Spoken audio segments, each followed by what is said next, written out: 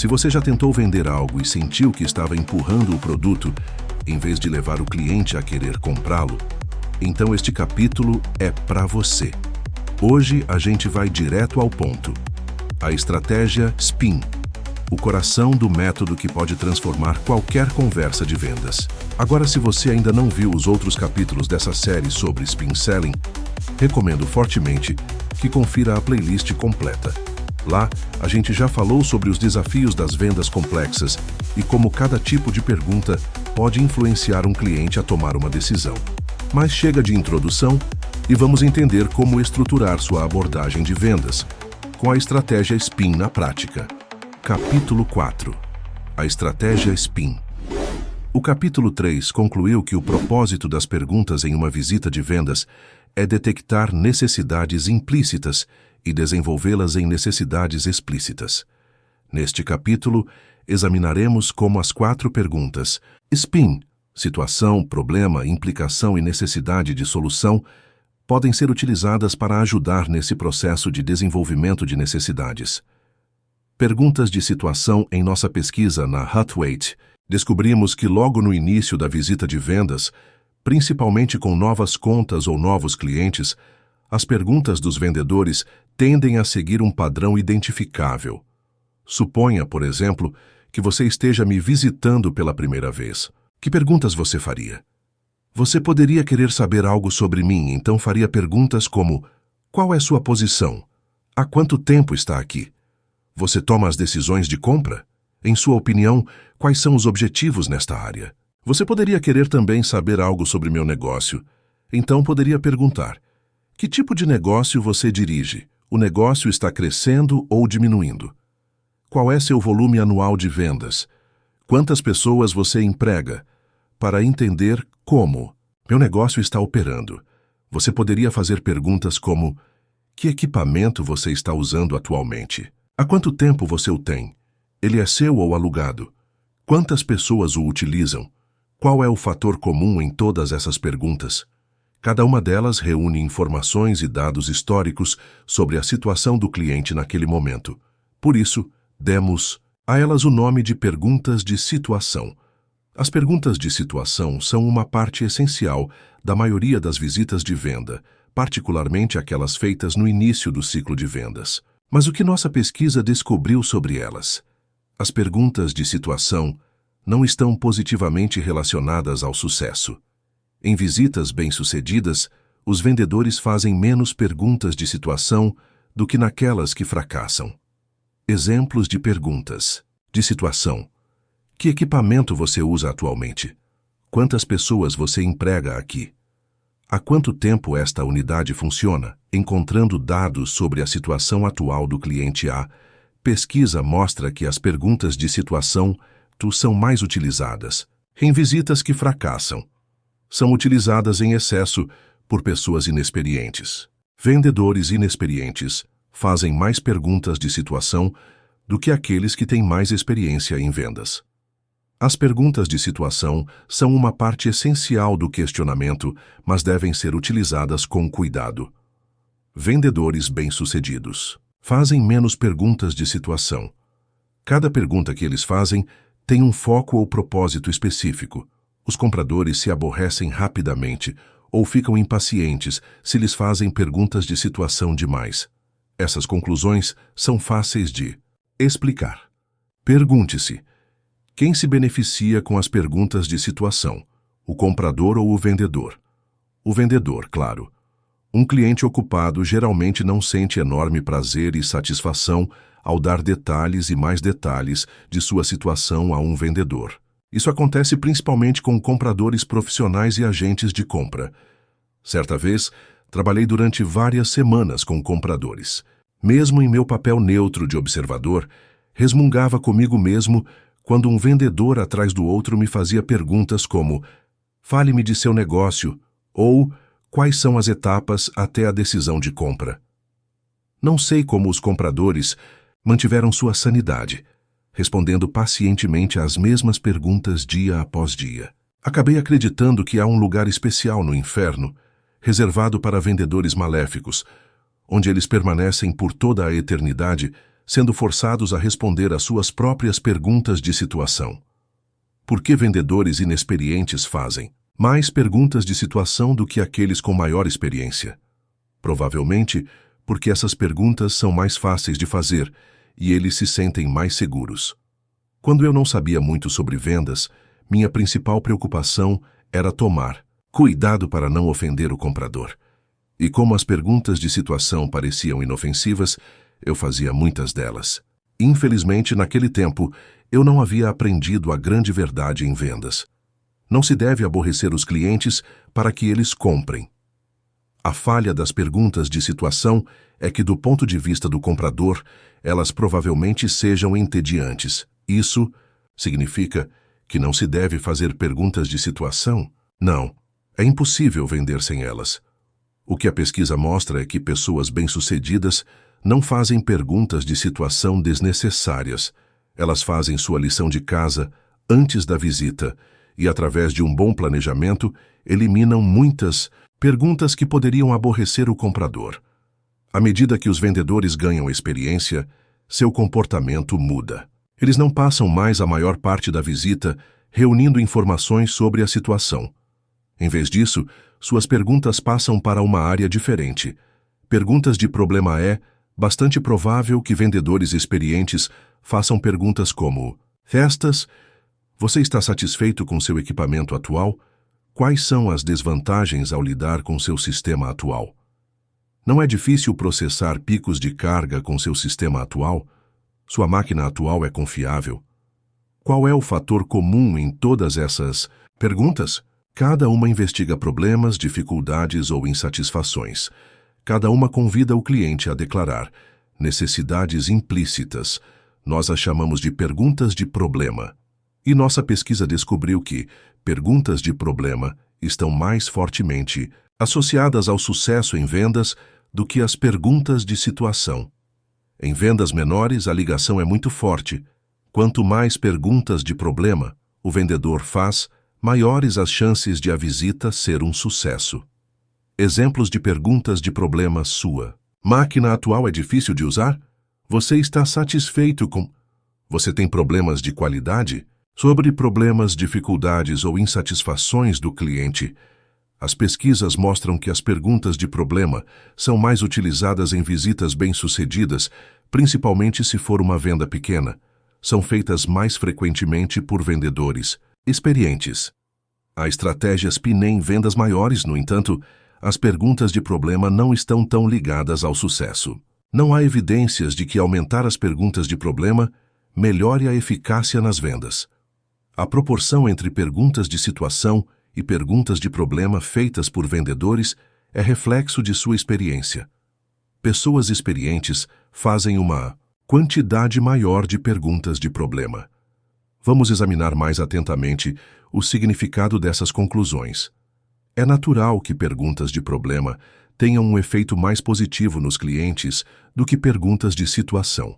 Se um vendedor não consegue resolver um problema do cliente, então não há base para uma venda. Contudo, se ele detecta problemas que pode resolver, então está fornecendo algo potencialmente útil ao comprador.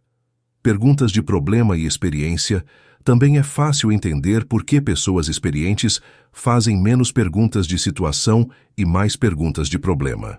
Lembro-me de como isso aconteceu em minha jornada nas vendas. É possível que você tenha lembranças parecidas. Quando eu era jovem e inexperiente, minhas visitas típicas de vendas consistiam em tantas perguntas de situação quantas o comprador me deixasse fazer. Então, quando a expressão de desinteresse surgia no rosto do comprador, seguida por sinais de impaciência, eu parava de perguntar e começava a falar das características do que tinha a oferecer. Com o tempo, aprendi que fazer perguntas sobre problemas engajava mais os clientes. Minhas visitas melhoraram.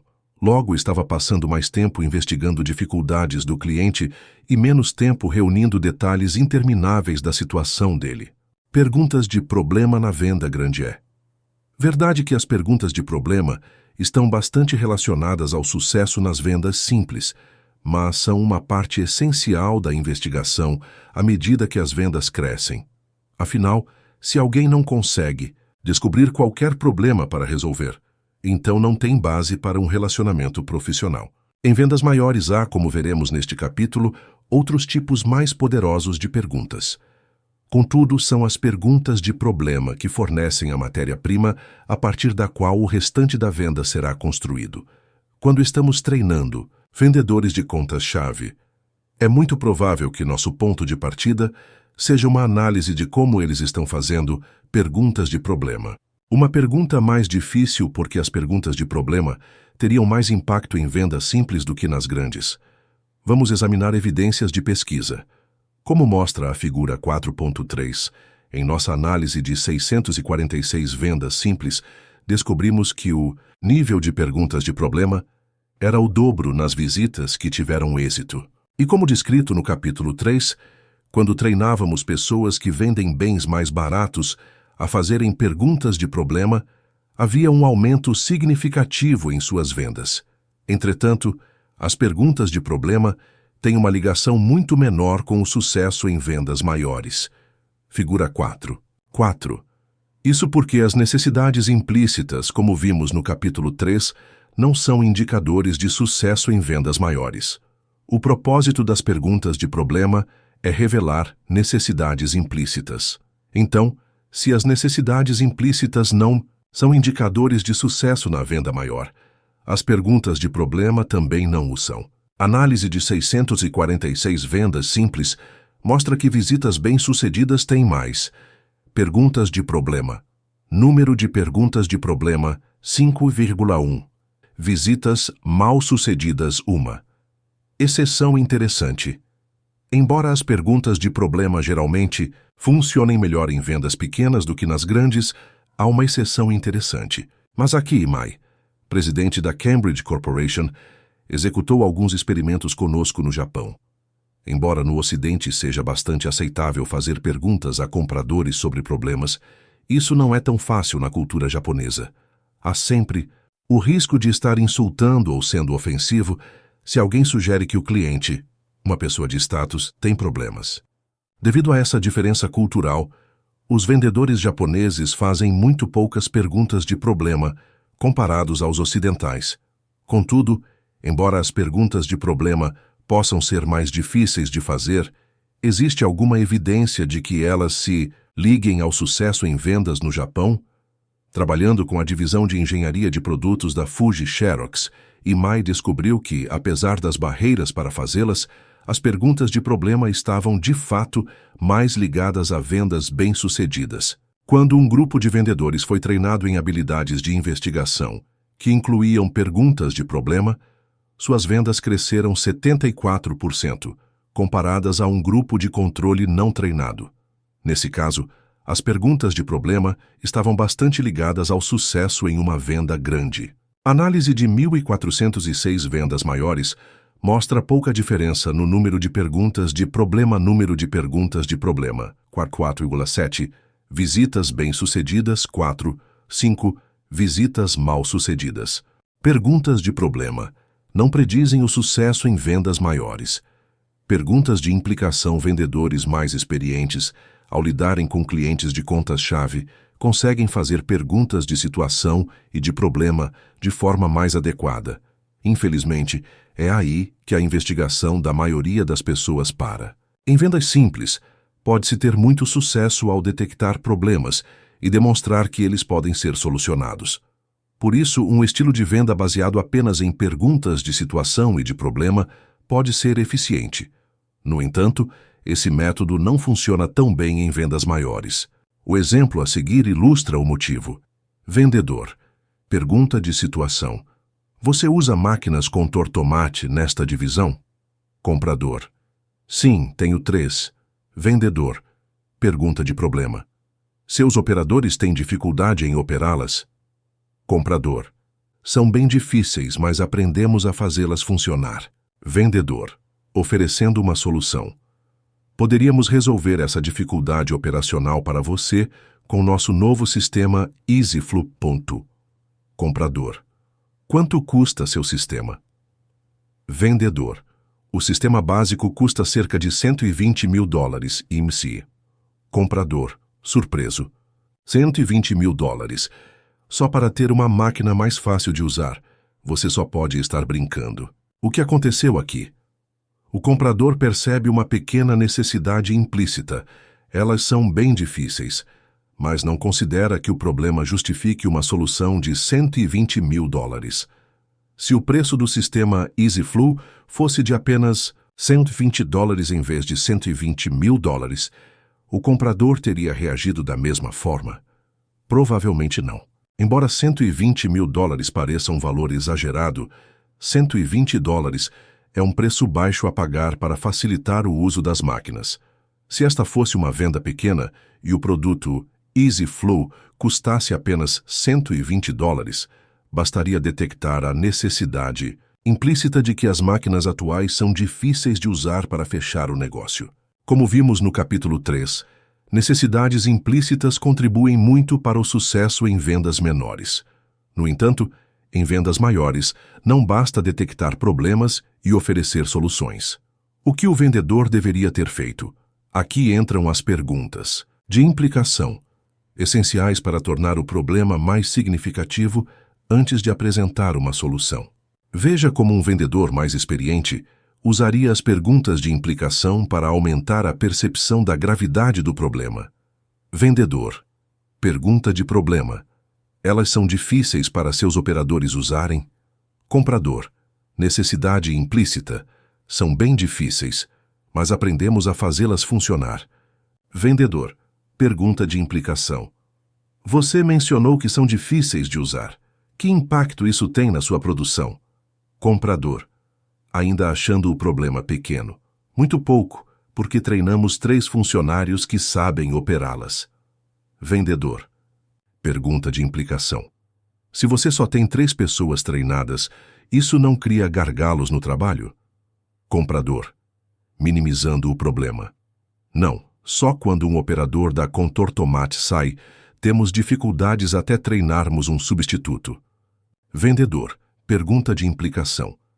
Parece que a dificuldade de uso dessas máquinas pode estar gerando um problema de rotatividade com os operadores que você treinou, certo? Comprador. Reconhecendo um problema maior. Sim, certamente as pessoas não gostam de usar as máquinas Contortomate e os operadores geralmente não ficam conosco por muito tempo. Vendedor. Pergunta de implicação. O que essa rotatividade significa? Em termos de custo de treinamento, comprador. Vendo mais. Requer alguns meses até que um operador adquira proficiência, então isso pode representar $4 mil em salários e benefícios para cada operador. Ainda por cima, pagamos a Contortomate $500 para colocar novos operadores em treinamento externo em sua fábrica em Southampton. Logo, acrescentamos talvez $100 para custos com viagem. Sabe, isso dá $5 mil para cada operador, que treinamos, e acho que devemos ter treinado pelo menos 5 só este ano. Vendedor. Então isto representa mais de $25 mil em custos de treinamento em menos de 6 meses. Pergunta de implicação. Se você treinou 5 pessoas em 6 meses, parece que nunca teve 3 operadores totalmente qualificados. Simultaneamente, qual a perda de produção que isso acarretou? Comprador. Não muita. Sempre que há um gargalo, convencemos os outros operadores a fazer hora extra ou mandamos trabalho para fora. Vendedor. Pergunta de implicação. A hora extra acrescenta ainda mais aos seus custos? Comprador. Percebendo que o problema é bem sério. Sim, estamos pagando a hora extra 2,5 vezes a mais que o pagamento normal por hora. Mesmo com pagamento adicional, os operadores não estão muito dispostos a fazer hora extra. E tenho certeza de que esta é uma das razões para termos uma rotatividade tão alta. Vendedor. Pergunta de implicação. Vejo como enviar trabalho para fora também deve aumentar seus custos, mas essa é a única implicação de enviar trabalho para fora? A qualidade do trabalho é afetada, por exemplo? Comprador. É isso que mais me aborrece. Posso controlar a qualidade de tudo o que produzimos internamente, mas quando alguma coisa vai para fora, fico à mercê dos outros. Vendedor. Pergunta de implicação. E, presumivelmente, ser forçado a enviar trabalho para fora também o coloca à mercê dos cronogramas de entrega dos outros? Comprador: nem fale nisso. Já gastei 3 horas ao telefone procurando a solução para uma entrega atrasada. Vendedor: resumindo, então, de acordo com o que você disse, em razão das máquinas com tortomate serem tão difíceis de usar, você gastou $25.000 em treinamento este ano. E a rotatividade de operadores está lhe custando caro. Você tem gargalos na produção, que resultam em hora extra dispendiosa e o forçam a enviar trabalho para ser feito fora. Contudo, a terceirização não é satisfatória porque você perde em qualidade e as entregas atrasam. Comprador: quando você coloca isso nesses termos, vemos que aquelas máquinas com tortomate estão criando um problema realmente sério. A equação de valor. A gravidade do problema agora compensa o custo da solução. Que efeito o vendedor teve na equação de valor do comprador? Um pequeno problema agora se tornou muito maior e tão mais oneroso que uma solução de $120.000 não parece mais fora de propósito. Este é o objetivo fundamental de perguntas de implicação em vendas maiores. Elas transformam um problema que o comprador percebe ser pequeno e constroem um problema grande o suficiente para justificar a ação. É claro que as perguntas de implicação podem funcionar também em vendas menores.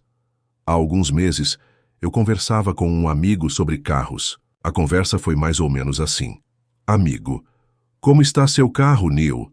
Neil: não está ruim. Está ficando um pouco velho, mas ainda dá para andar. Amigo: então você não está pensando em um carro novo? Neil: não. Dá para viver um pouco mais com o que tenho. Amigo: pergunta de implicação. Mas o seu carro deve ter pelo menos 7 anos. Isso não significa que você não pode declarar depreciação nele por uso comercial? Neil: suponho que seja verdade. Amigo: pergunta de implicação. Então você está perdendo em deduções do imposto de renda? Neil: eu não calculei, não pensei que fosse tanto. Talvez você tenha razão. Amigo: pergunta de implicação. E um carro de 7 anos não significa que você faz poucos quilômetros por litro? Neil: é verdade, parece que estou sempre abastecendo. Sim, ele nunca fez uma boa quilometragem e ultimamente parece estar piorando. Amigo: pergunta de implicação. Isso também está gerando custos mais altos para você? Neil: sim, a manutenção é cara. Amigo: pergunta de implicação. Qual é o efeito do ano de fabricação na confiabilidade do seu carro? Neil: esta é uma preocupação. Estou começando a achar que é hora de trocar. O que você recomendaria em termos de um carro novo de tamanho médio? Perguntas de implicação. Que efeito isso tem no resultado? Isso atrasará a expansão proposta? Isso poderia levar ao aumento de custos? Sobre os efeitos, consequências ou implicações dos problemas dos clientes. Pesquisas mostram que as perguntas de implicação estão fortemente ligadas ao sucesso em vendas maiores. Aumentam a percepção de valor do cliente.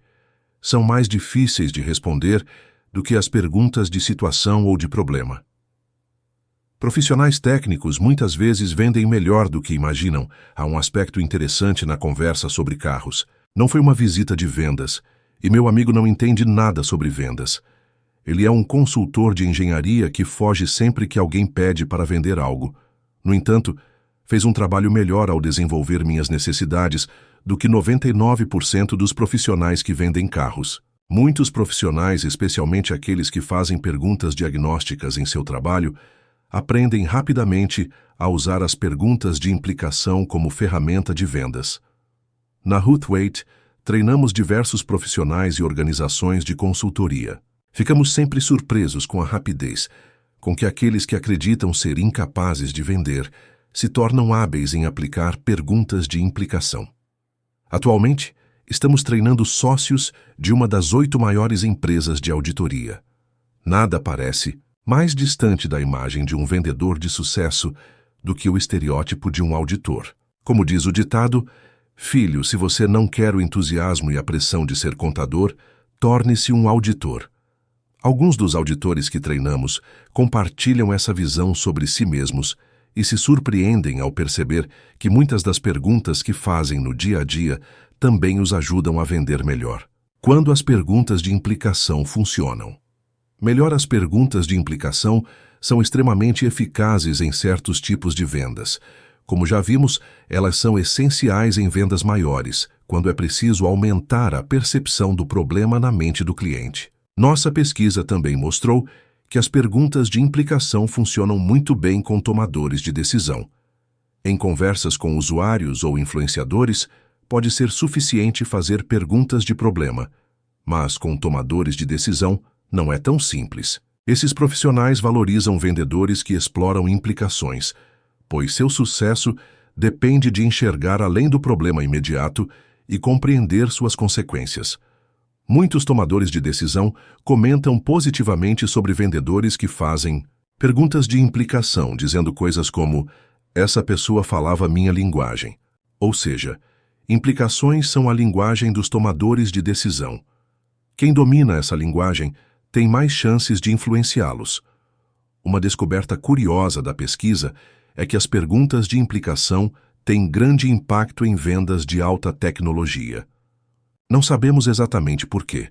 Uma possível explicação é que, em tecnologias mais antigas e estáveis, os clientes já conhecem as implicações de seus problemas, tornando essas perguntas redundantes. Por outro lado, no mercado de alta tecnologia, as decisões são mais arriscadas porque o setor muda rapidamente. Nessas condições, os clientes precisam perceber seus problemas como graves antes de considerarem a compra de algo novo e desconhecido. Além disso, há uma crença de que os clientes não confiam totalmente em vendedores de alta tecnologia. Por isso, sentem-se mais à vontade com alguém que explora as implicações de seus problemas do que com vendedores que apresentam soluções prematuras e, muitas vezes, inadequadas. Essa desconfiança é ilustrada por uma piada. Qual a diferença entre quem vende carros usados e quem vende produtos de alta tecnologia?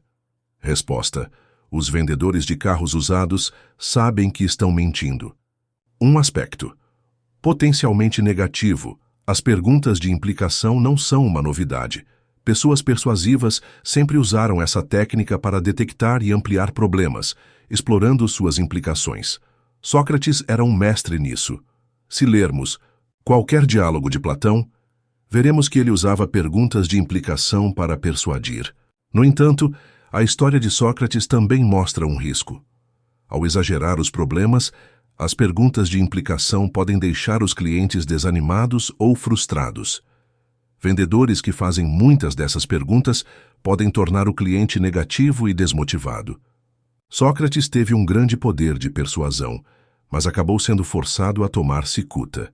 Quem sabe se seu estilo de questionamento não contribuiu para sua ruína? Se tornar os problemas mais graves pode ser tanto uma vantagem quanto um risco, como evitar desmotivar o cliente?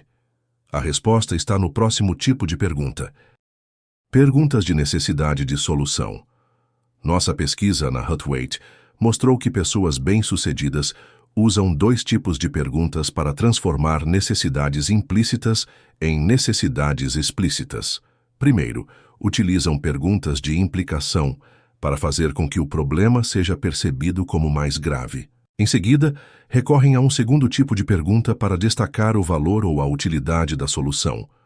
O uso desse segundo tipo de pergunta ajuda a construir elementos positivos na mente do cliente, evitando qualquer percepção desfavorável. Chamamos essas perguntas positivas e centradas na solução de perguntas de necessidade de solução. Basicamente, elas questionam o valor ou a utilidade de resolver um problema. Aqui estão alguns exemplos típicos. É importante resolver este problema. Por que você acha esta solução tão útil? Há alguma outra forma de isso poder ajudá-lo? A psicologia das perguntas de necessidade de solução.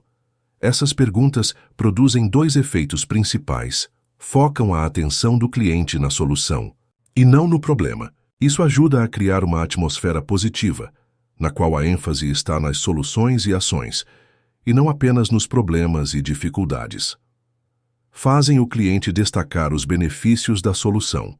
Por exemplo, uma pergunta de necessidade de solução, como: de que forma você acha que uma máquina mais rápida o ajudaria? Pode resultar em uma resposta como: certamente ela eliminaria o gargalo na produção e usaria melhor o tempo do operador qualificado. Exemplos de perguntas de necessidade de solução. Como isso ajudaria? Quais benefícios você vê? Por que é importante resolver este problema? Sobre o valor ou utilidade de uma solução. Proposta pesquisas mostram que as perguntas de necessidade de solução estão fortemente ligadas ao sucesso em vendas maiores. Aumentam a aceitação da solução apresentada. São extremamente eficazes com influenciadores que apresentarão suas justificativas aos tomadores de decisão. Exemplo: prático em uma visita de vendas a seguir. Um exemplo de uma visita de vendas feita por um vendedor de sistemas de telefonia utilizando perguntas de necessidade de solução. Vendedor: pergunta de necessidade de solução. Então você teria interesse em uma forma de controlar chamadas de longa distância? Comprador: bem, sim, é claro, mas esse é apenas um dos problemas que tenho no momento. Vendedor: pergunta de necessidade de solução. Eu gostaria de considerar esses outros problemas daqui a 1 minuto. Contudo, primeiro, você mencionou que gostaria de controlar chamadas de longa distância. Por que isso é importante para você? Comprador: no momento estou recebendo muita pressão do setor financeiro para reduzir custos. Se eu conseguisse diminuir as taxas de chamadas de longa distância, certamente isso ajudaria. Vendedor: pergunta de necessidade de solução.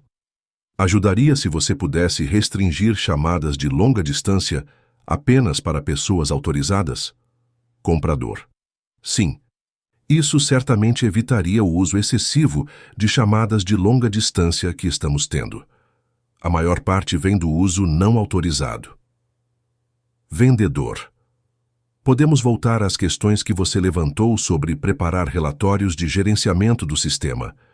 De telefonia, pergunta de necessidade de solução. Posso supor que você gostaria de um aprimoramento nisso também? Comprador: sim, seria uma grande ajuda. Vendedor: pergunta de necessidade de solução. Será que isso lhe daria um método melhor para contabilizar os custos com o uso de telefone? Comprador: sim. Veja, se pudermos identificar quais departamentos fazem as chamadas, poderemos responsabilizá-los pelo pagamento. Vendedor: pergunta de necessidade de solução. Entendo. Há outra maneira de ajudar? Comprador: não. Acho que responsabilizar as pessoas é o principal. Vendedor: pergunta de necessidade de solução. Bem, sem dúvida isso é importante. Mas também pode ser útil saber quanto tempo se leva para atender chamadas e o número total de chamadas feitas por cada extensão? Comprador: isso poderia ser realmente útil. Vendedor: pergunta de necessidade de solução. Útil por razões de custo ou haveria mais algum benefício? Comprador: não, eu não estava pensando em custos. Isso realmente nos ajuda no aprimoramento do atendimento ao cliente, e nesse negócio isso é importante. Pode nos ajudar nisso? Vendedor: sim, podemos. Vou explicar como nosso equipamento pode ajudar. Nesse exemplo, as perguntas de necessidade de solução conseguiram focar a atenção do cliente em soluções e não em problemas. Ainda mais importante, o cliente começa a destacar os benefícios da solução, dizendo coisas como: isso realmente nos ajuda no aprimoramento do atendimento ao cliente. Não é de admirar que nossa pesquisa tenha constatado que visitas com um alto número de perguntas de necessidade de solução foram classificadas pelos clientes como positivas, construtivas, prestativas. As perguntas de necessidade de solução criam um efeito positivo. Essa é uma das razões pelas quais descobrimos que essas perguntas estão particularmente ligadas ao sucesso em vendas que dependem de manter um bom relacionamento, como vendas para clientes existentes. Perguntas de necessidade de solução reduzem objeções em uma venda simples.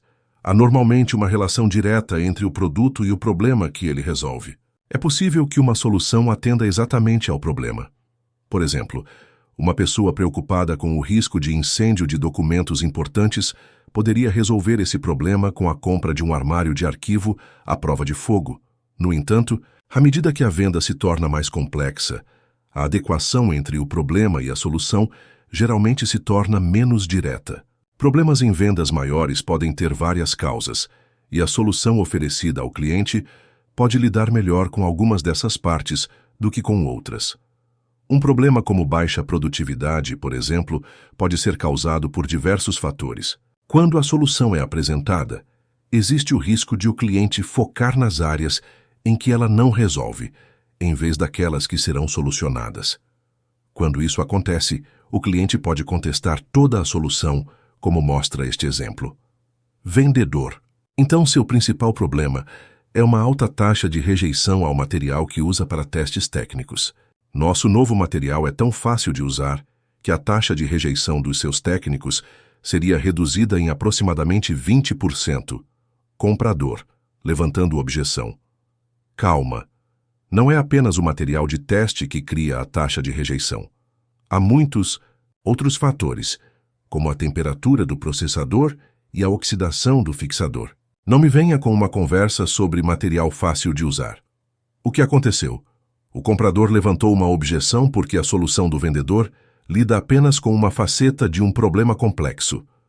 Ao fazer alegações sobre o produto, o vendedor levou o cliente a levantar outras questões e rejeitar o ponto que ele estava tentando defender. Em vendas maiores, os problemas a serem resolvidos quase sempre envolvem diversos fatores. Como é improvável que você ou qualquer concorrente possa oferecer a solução perfeita para todas as partes de um problema complexo, destacar excessivamente sua capacidade de resolver o problema pode ser perigoso. Isso convida o cliente a questionar as partes que a solução não cobre. Além disso, clientes exigentes raramente esperam que a solução seja perfeita.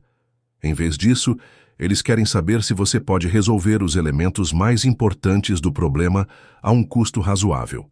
Como fazer com que o cliente aceite a solução, mesmo que ela não resolva todos os problemas? É nesse momento que entram as perguntas de necessidade de solução. Se você conseguir fazer o cliente dizer de que maneiras a solução pode ajudar, ele não levantará objeções. Ninguém gosta de ser informado sobre o que é bom para seu departamento ou negócio, especialmente por alguém de fora. Os clientes reagem de maneira mais positiva quando são tratados como especialistas. Com as perguntas de necessidade de solução, você permite que o cliente explique quais aspectos do problema sua solução pode resolver. Essa abordagem reduz objeções e torna a solução mais aceitável, como mostra o exemplo a seguir. Vendedor. Então, seu principal problema é uma alta taxa de rejeição ao material que você usa para testes técnicos. Pergunta de necessidade. De solução.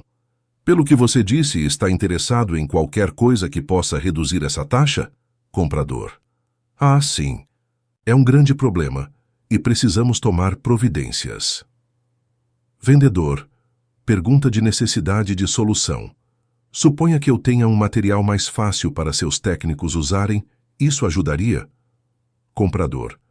Seria um fator, contudo, lembre-se de que há muitos outros, como a temperatura do processador e a oxidação do fixador. Ao conduzir a conversa dessa forma, o vendedor evita objeções desnecessárias, permitindo que o cliente reconheça os benefícios da solução de maneira natural e sem pressão. Vendedor. Sim, entendo que há vários fatores, e como você disse, um material mais fácil de usar é um deles. Pergunta de necessidade de solução. Poderia explicar como ter um material mais fácil ajudaria? Comprador. Bem, certamente reduziria as rejeições que estamos recebendo durante a fase de exposição. Vendedor. Pergunta de necessidade de solução. E isso valeria a pena? Comprador. Provavelmente. Não sei exatamente quanto se perde aí. Pode ser o suficiente para fazer alguma diferença. Vendedor. Pergunta de necessidade de solução. Há alguma outra maneira pela qual um material mais fácil ajudaria? Comprador. Aqueles cassetes simples que vocês têm não precisam de um técnico experiente para serem montados. Talvez isso ajude. Sim, se tivéssemos um material tão fácil de manusear que até um assistente pudesse lidar com ele, então o técnico poderia passar mais tempo nas fases de processamento. Isso poderia ter um grande impacto em alguns dos problemas que estamos enfrentando com o processador. Nossa, isso me agrada. Nesse exemplo, o fato de o vendedor ter feito perguntas de necessidade de solução permitiu que o comprador percebesse o valor da solução e, como resultado, encontrasse uma opção mais aceitável. Perguntas de necessidade de solução treinam o cliente para a venda. Interna em vendas menores, o sucesso depende de convencer a pessoa com quem você está negociando. Mas em vendas maiores nem sempre é assim. À medida que o tamanho da decisão cresce, mais pessoas são envolvidas. O sucesso pode depender não apenas da forma como você vende, mas também de como os influenciadores e usuários da empresa vendem internamente em seu nome. Muitas vezes, há reuniões onde você não estará presente, e nelas sua solução precisa ser defendida. Um gerente de vendas experiente do setor de controle de processos, ao ser questionado em uma conferência sobre como conseguiu vender um sistema multimilionário para uma grande companhia de petróleo, respondeu: "A coisa mais importante a lembrar sobre vendas realmente grandes é que o vendedor executa apenas uma pequena parte do processo.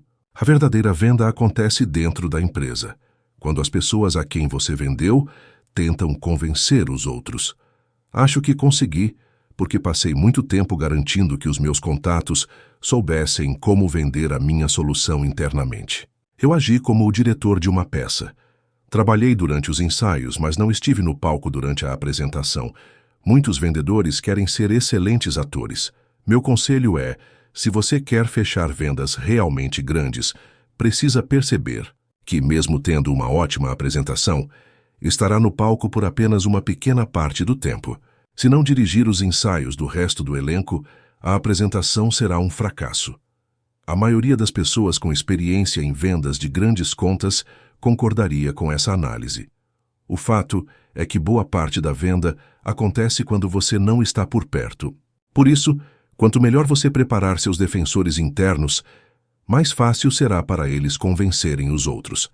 A questão é, qual a melhor forma de ensaiar os clientes para que eles vendam sua solução de forma eficaz internamente? Vejamos. Um exemplo de uma visita a um comprador que, se convencido, depois terá que vender a ideia internamente.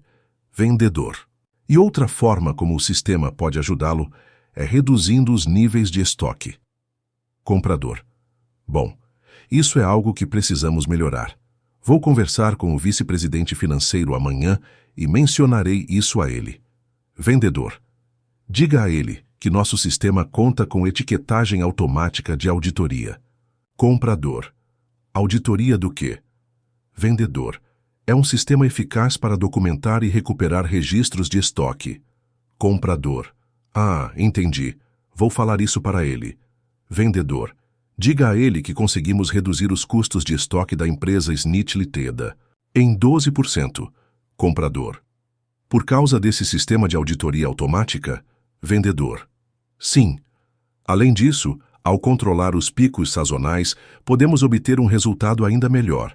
Você vai informá-lo disso, certo? Comprador. Amanhã pode ser um dia ruim para ele. A reunião será sobre uma propriedade na cidade. Mas verei o que posso fazer. Mesmo que esse comprador fale com o vice-presidente financeiro, será que a venda será bem-sucedida? Talvez não, pois parece óbvio que ele não compreendeu totalmente o sistema para explicá-lo com convicção. Esse entendimento insuficiente não é incomum. Se até os vendedores levam meses para dominar os detalhes técnicos de um produto, não se pode esperar que um cliente compreenda tudo isso em uma única reunião. Então, se o cliente não entender o produto bem o suficiente para vendê-lo internamente, o que deve ser feito? Em um mundo ideal, ele o levaria a todas as reuniões decisivas. Contudo, na vida real isso é impraticável. O cliente pode relutar em perder o controle da situação ao lhe possibilitar o contato direto com pessoas da diretoria. Além disso, seria fisicamente impossível estar presente em todas as conversas de vendas que acontecem dentro de uma conta. Em uma compra complexa, pode haver dezenas de discussões sobre o produto entre diferentes pessoas da empresa. Mesmo que o cliente permita sua participação, você dificilmente teria tempo para estar presente em cada uma dessas reuniões. Portanto, não há como escapar do fato de que, em vendas maiores, uma parte essencial da negociação, talvez a maior, será conduzida pelos apoiadores internos na sua ausência. Isso nos leva de volta à questão de como preparar melhor um cliente para vender em nosso nome. É aqui que as perguntas de necessidade de solução desempenham um papel fundamental. No exemplo a seguir, o vendedor utiliza esse tipo de pergunta para ajudar o comprador a vender internamente após a visita. Vendedor. E outra forma de o sistema ajudá-lo é na redução dos níveis de estoque. Comprador. Bom, isso é algo que precisamos fazer. Conversarei com o vice-presidente financeiro amanhã e mencionarei isso a ele. Vendedor. Pergunta de necessidade de solução. Você mencionou que precisa reduzir o estoque. Quais benefícios isso traria para sua empresa? Comprador. Obviamente, o principal deles é a redução de custos. Vendedor. Pergunta de necessidade de solução. A economia seria o fator mais importante para o seu vice-presidente financeiro? Comprador. Sim. Bom? Talvez não. Pensando bem, pode haver uma questão mais urgente. Na reunião de amanhã, discutiremos o armazenamento na cidade. Estamos usando um espaço caro, e nosso vice-presidente gostaria de fechá-lo e consolidar o estoque aqui. No entanto, não temos espaço suficiente para isso. Se o seu sistema pudesse reduzir os níveis de estoque em apenas 5%, poderíamos fechar o edifício na cidade. Vendedor. Pergunta de necessidade de solução. Isso geraria uma economia significativa? Comprador. Cerca de $250 mil por ano. Se você tiver uma solução para isso, tentarei conseguir 15 minutos com nosso vice-presidente antes da reunião. Observe que, nesse exemplo, o vendedor usa perguntas de necessidade de solução para fazer o comprador descrever os benefícios. Dessa forma, ele alcança vários objetivos. A atenção do comprador se volta para como a solução ajudaria, em vez de detalhes técnicos do produto.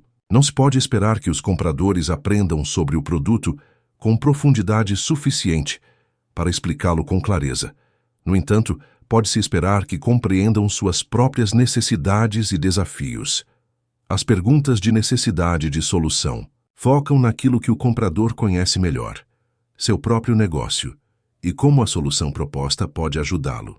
Assim, ao conversarem com outros membros da empresa, eles serão mais persuasivos e contribuirão mais para o fechamento da venda. O comprador passa a explicar os benefícios ao vendedor e não o contrário. Se for possível fazer com que o comprador expresse o valor da solução, isso servirá como um ensaio para quando ele precisar explicar a mesma ideia a outras pessoas na empresa. Esse exercício é muito mais eficaz do que se o comprador apenas escutasse passivamente o vendedor falando sobre os benefícios. Quando os compradores percebem que suas ideias fazem parte da solução, eles desenvolvem mais confiança no produto e se entusiasmam com ele. Essas são exatamente as qualidades necessárias para que eles defendam a compra internamente, quando você não estiver presente. Em resumo, as perguntas de necessidade de solução são essenciais porque direcionam a conversa para as soluções e não para os problemas. Além disso, fazem com que os próprios clientes verbalizem os benefícios, o que aumenta a aceitação da solução. Em vendas maiores, onde o sucesso depende da defesa interna da proposta, essas perguntas são uma das ferramentas mais eficazes para garantir que o cliente esteja preparado para apresentar sua solução de maneira convincente. A diferença entre perguntas de implicação e perguntas de necessidade de solução. As perguntas de implicação e as perguntas de necessidade de solução têm o objetivo de transformar necessidades implícitas em necessidades explícitas.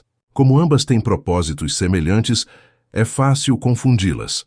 Certifique-se de que entende claramente a diferença entre elas, identificando qual tipo de pergunta está sendo utilizada no seguinte trecho de uma visita de vendas. Pergunta de implicação ou de necessidade de solução. Vendedor.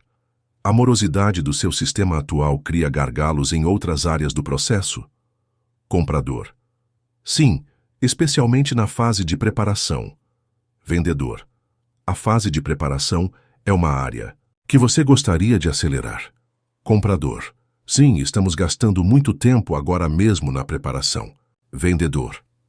Como a preparação exige mão de obra intensiva, o tempo excessivo provavelmente significa custos imensamente aumentados. Comprador. Infelizmente, é verdade. Vendedor. E que impacto isso tem em sua competitividade em um negócio de margem baixa como este? Comprador. Não ajuda. Vendedor.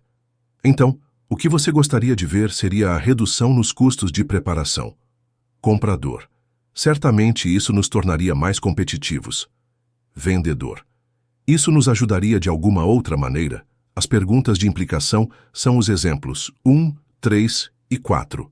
Os exemplos 2, 5 e 6 são perguntas de necessidade de solução.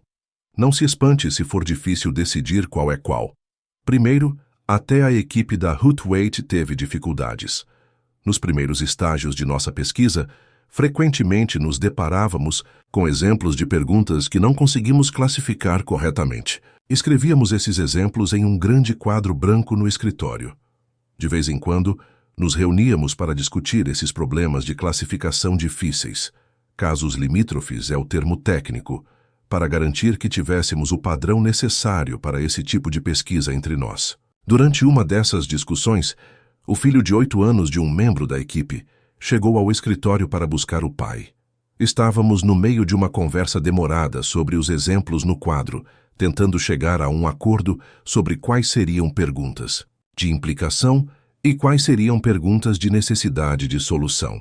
Esse garoto olhou para o quadro e disse: aquela e aquela são perguntas de implicação, e todas as outras são de necessidade de solução. Ficamos espantados. Chegaríamos à mesma conclusão, mas precisaríamos de meia hora para fazer isso. Como você consegue distinguir? Perguntamos. É fácil, ele disse. As perguntas de implicação são sempre tristes. As de necessidade de solução são sempre alegres. Ele tem razão, e desde então nós a chamamos de regra de Quincy, em homenagem à descoberta de um garoto de 8 anos. Em termos mais adultos, as perguntas de implicação são centradas em problemas. Elas tornam o problema mais sério, e é por isso que são tristes. As perguntas de necessidade de solução, em contraste, são centradas em solução. Elas perguntam sobre a utilidade ou o valor de resolver um problema, e é por isso que parecem alegres. Necessidade implícita, expandida pelas perguntas de implicação em necessidade explícita as. Perguntas de implicação são centradas em problemas. As perguntas de necessidade de solução são centradas em soluções. A gerência sênior de nossos principais clientes poderia ter a impressão errada se soubessem que ensinaríamos suas equipes de vendas primeiro a fazer as perguntas tristes e depois perguntas alegres, principalmente se soubessem que uma criança de 8 anos sugeriu a distinção. Em consequência, nunca tornamos pública a regra de Quincy. Acho que ninguém vai discordar que as perguntas de implicação, exemplos 1, 3 e 4, são mais tristes do que as outras. De volta a perguntas abertas e fechadas, quase no final do capítulo. Na seção Perguntas e Sucesso, descrevia a constatação da equipe da Huthwaite de que o modelo tradicional de perguntas abertas e fechadas não está relacionado à eficácia em vendas maiores. Tenho certeza de que muitos leitores, ao serem expostos a uma distinção sensata e segura entre perguntas abertas e fechadas, devem ter achado difícil acreditar nas nossas discussões. Agora posso contar uma história que ilustra por que a velha distinção entre perguntas abertas e fechadas é menos útil do que parece. Eu estava realizando um estudo de treinamento em gerenciamento de vendas em uma grande empresa de alta tecnologia. Como parte desse estudo, viajei com vendedores e observei como eles colocavam em prática as lições do treinamento. Um dia, viajei com uma vendedora entusiasmada, mas inexperiente. Durante a visita, registrei quantas vezes ela usou diferentes tipos de perguntas SPIN. Meus resultados da primeira visita foram: perguntas de situação, 35 perguntas de problema, 0 perguntas de implicação, 0 perguntas de necessidade de solução, 0. Como sabemos, as perguntas de situação podem estar negativamente relacionadas ao sucesso. Quanto mais alguém pergunta, menor a probabilidade de que a visita tenha sucesso. Previsivelmente, à medida que a visita prosseguia, o comprador ficou entediado, depois impaciente, e finalmente nos pediu para sair. Então, enquanto descíamos o elevador, a vendedora me pediu um conselho. Eu estava tentando fazer mais perguntas abertas durante esta visita, explicou. Você acha que eu consegui? Eu fui forçado a responder que se ela não perguntasse sobre uma área que tivesse impacto no cliente, como problemas e suas implicações, provavelmente não faria diferença alguma se as perguntas dela eram abertas ou fechadas. A triste verdade é que é muito improvável que uma visita que não vá além das perguntas de situação tenha sucesso. Imagino que há dezenas de milhares de vendedores como ela lutando bravamente para entender distinções improdutivas entre perguntas abertas e fechadas. Se pelo menos ela e todos os outros entendessem que o poder de uma pergunta está em se ela é sobre uma área psicologicamente importante para o cliente e não se ela é aberta ou fechada. O modelo SPIN fazer perguntas que são importantes para o cliente é o que torna o modelo SPIN tão poderoso. Sua sequência de questionamento toca diretamente a psicologia do processo de compra. Como vimos, as necessidades dos compradores se movem através de um progresso claro das implícitas até as explícitas. As perguntas SPIN fornecem um mapa para o vendedor, orientando a visita pelas etapas do desenvolvimento da necessidade até que as necessidades explícitas tenham sido alcançadas. E quanto mais necessidades explícitas o vendedor conseguir obter de compradores, mais provável será o sucesso da visita. Vamos analisar brevemente todo o modelo SPIN e fazer algumas observações sobre seu uso. Mais importante, o SPIN não deve ser visto como uma fórmula rígida. Não é. Vender por uma fórmula fixa é uma receita certa para o fracasso em vendas grandes. Em vez disso, o modelo deve ser visto como uma descrição ampla de como os vendedores bem-sucedidos fazem a sondagem. Ele deve ser tratado como uma diretriz e não como uma fórmula. Em suma, nossa pesquisa sobre habilidades de questionamento mostra que vendedores bem-sucedidos usam a seguinte sequência.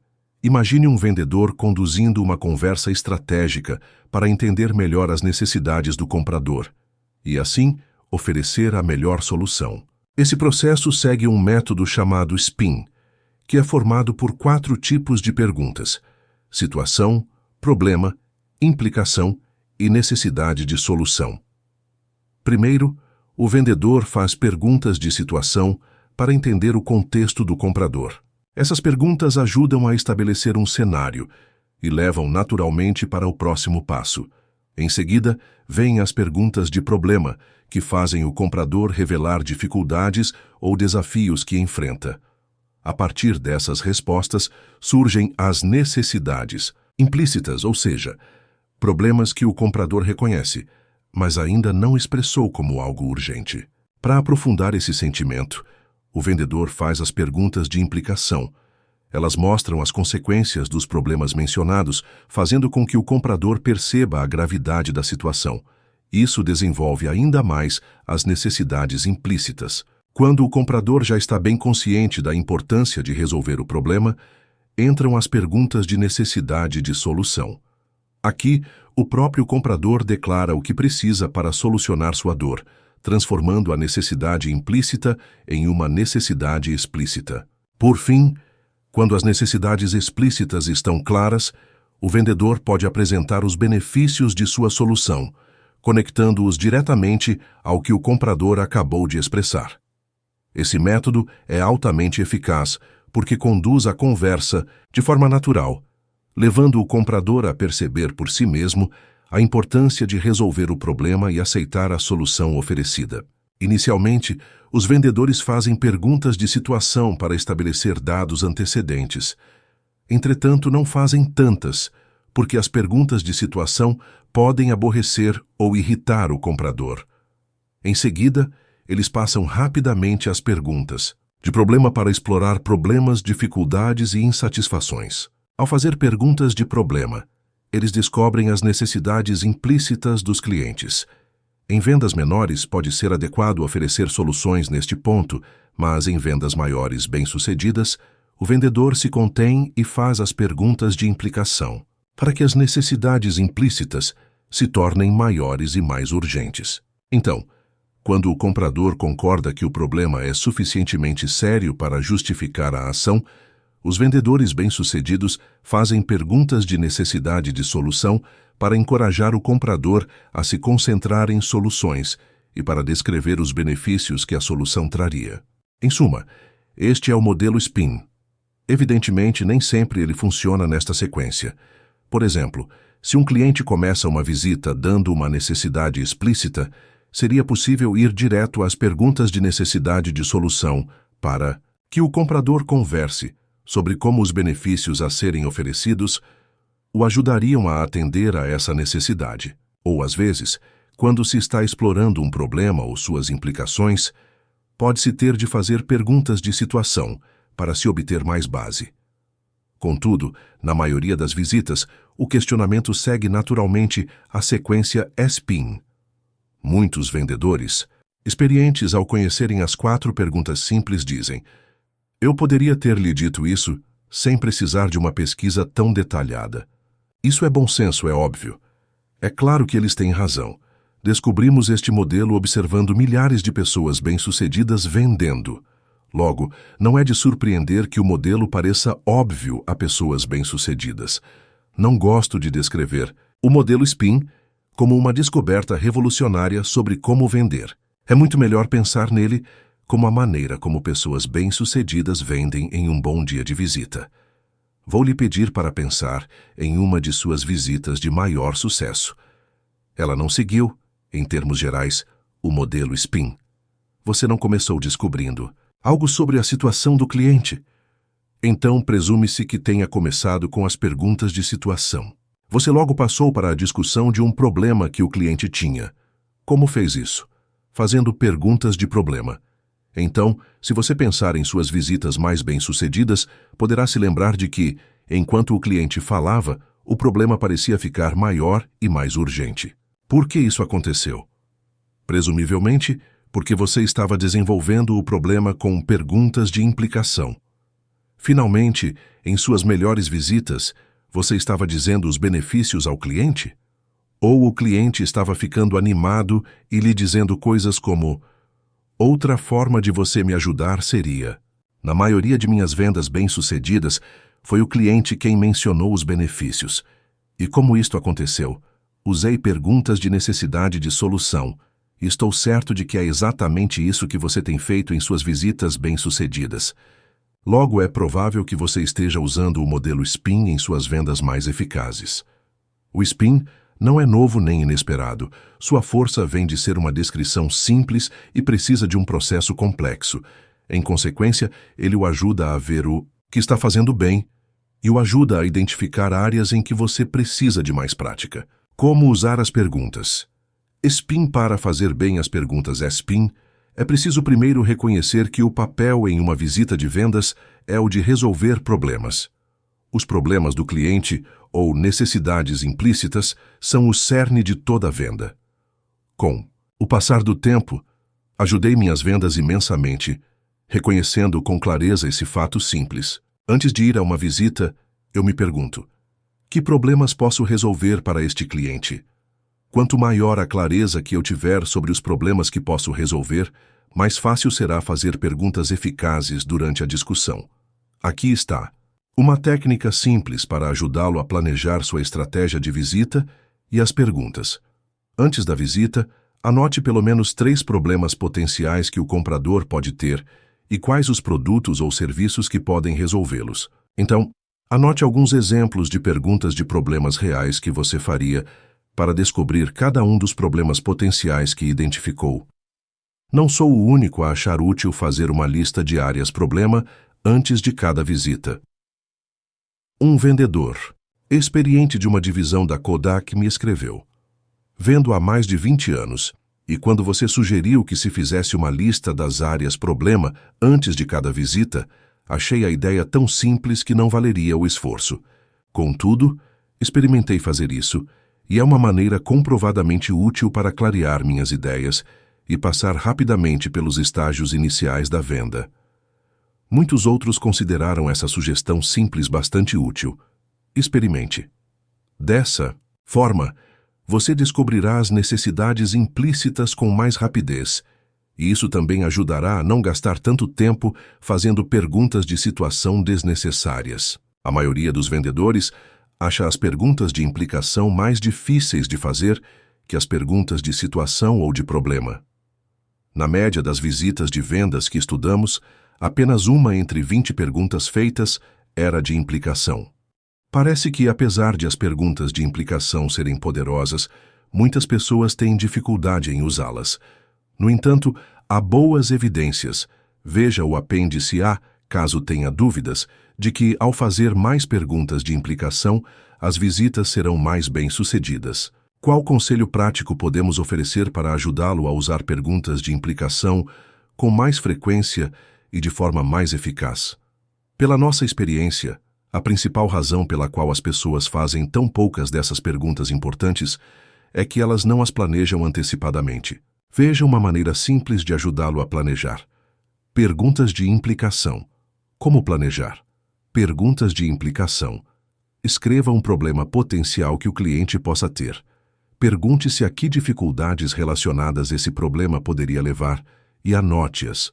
Pense nessas dificuldades como as implicações do problema e fique atento a essas implicações, que tornam o problema mais grave do que poderia parecer inicialmente. Como mostra a figura 4.11, por exemplo, um vendedor que planeja uma visita identificou que a máquina existente é difícil de usar, como um problema potencial, e então pensou em 4 dificuldades relacionadas, uma das quais é a possível falta de pessoal qualificado para operar a máquina. Implicações. Insatisfação do operador.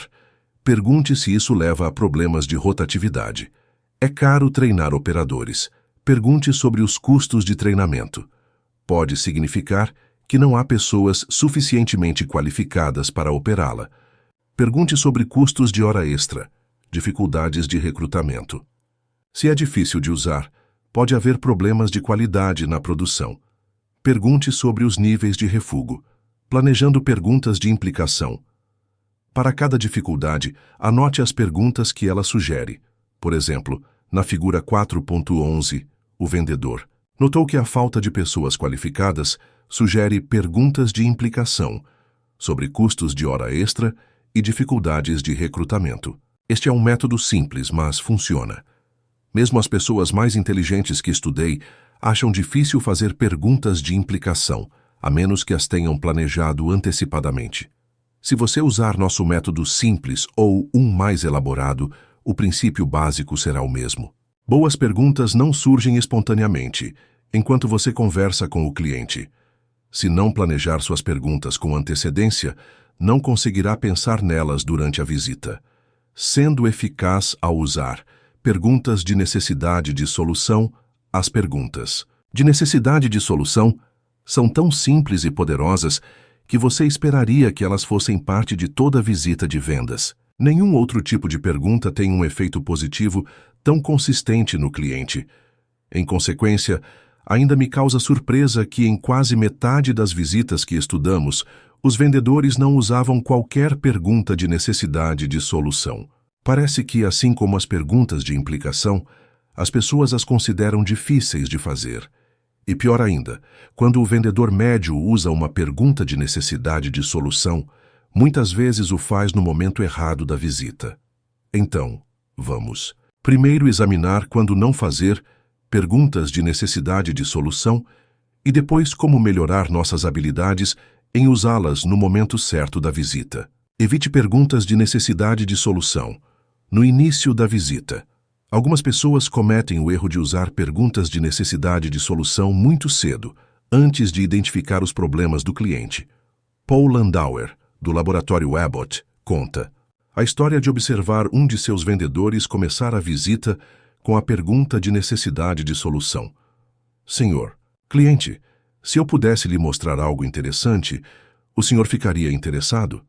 De forma menos bizarra, as visitas muitas vezes começam com perguntas como: se eu pudesse lhe mostrar uma maneira de aumentar a produtividade aqui, você colocaria minha empresa em sua lista de licitação? Ou estaria interessado em uma maneira mais rápida de processar suas contas? Essas são perguntas de necessidade de solução, e feitas tão cedo, provavelmente colocam o cliente na defensiva, tornando-as ineficazes. Os melhores vendedores que estudamos primeiro constroem as necessidades antes de fazerem perguntas de necessidade de solução. Eu o aconselharia a fazer o mesmo. Evite perguntas de necessidade de solução. Quando você não tem respostas, infelizmente, a única vez que vendedores menos eficientes farão perguntas de necessidade de solução de forma infalível é no pior momento possível da visita. Veja, este exemplo cliente, necessidade explícita. Preciso ter uma máquina que faça cópias dos dois lados. Vendedor, cuja máquina não faz cópias dos dois lados. Por que você precisa de cópias frente e verso? Cliente, explicando a necessidade. Porque isso reduzirá o custo de papel. Além disso, se eu mandar cópias frente e verso por correio, o peso será menor, reduzindo os custos de postagem. A outra vantagem em cópias frente e verso significa que não precisamos de tanto espaço para arquivar. E isso é realmente importante aqui. O vendedor fez uma pergunta de necessidade de solução. Por que você precisa de cópias frente e verso? Seria uma pergunta excelente se o vendedor fosse capaz de atender à necessidade, pois encorajaria o cliente a explicar os benefícios da cópia frente e verso. No entanto, para este vendedor, que só pode oferecer cópia de um lado, é a pior pergunta possível a fazer. Como resultado da pergunta de necessidade de solução, a necessidade do cliente aumenta e o vendedor não pode atendê-la. A maioria de nós cai nessa armadilha de vez em quando. Fazemos perguntas de necessidade de solução para necessidades que não podemos atender e não para aquelas que podemos. Tenho certeza de que você já fez a pergunta óbvia. Por que você quer fazer isso? Quando um de seus clientes solicitou uma capacidade que você não oferece. O cliente, então, responde à sua pergunta dizendo por que a capacidade é importante e, ao fazer isso, fortalece ainda mais a necessidade disso. O pior momento para fazer a pergunta de necessidade de solução é quando o cliente levanta uma necessidade que você não pode atender. No entanto, ironicamente, é justamente quando a maioria das pessoas parece menos inclinada a fazer uma pergunta de necessidade de solução. Se a vendedora, no exemplo acima, tivesse uma máquina que oferecesse cópias frente e verso, você acha que ela teria feito a pergunta de necessidade de solução? Provavelmente não.